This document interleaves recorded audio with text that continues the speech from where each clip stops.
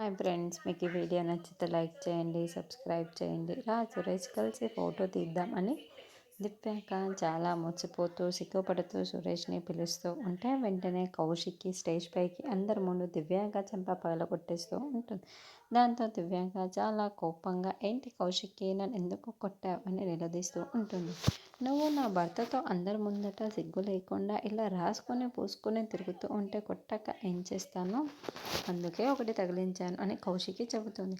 అసలు అందుకే సురేష్ నీకు ముందు నుంచి నేను చెబుతూనే ఉన్నాను, మన మధ్య ఉన్న రిలేషన్షిప్ గురించి చెప్పమంటే ఎందుకు చెప్పలేదు, ఇప్పుడు చూడు కౌశికి నన్ను ఎలా కొట్టిందో అని దివ్యాంక అంటుంది.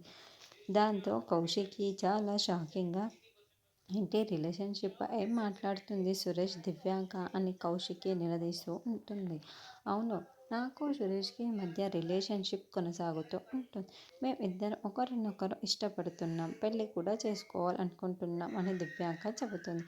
అన్నయ్య, దివ్యాంక చెబుతున్నది కూడా అబద్ధమని చెప్పన్నయ్య, ఇక మీరు మౌనంగా ఉంటే కుదరదు అన్నయ్య అని ధాత్రి చెబుతుంది.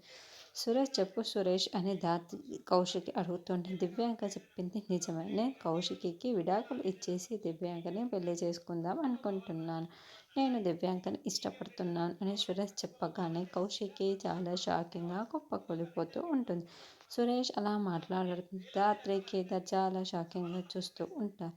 దివ్యాంక నిషి యువరాజ్ అయితే చాలా చాలా సంతోషపడుతుంది.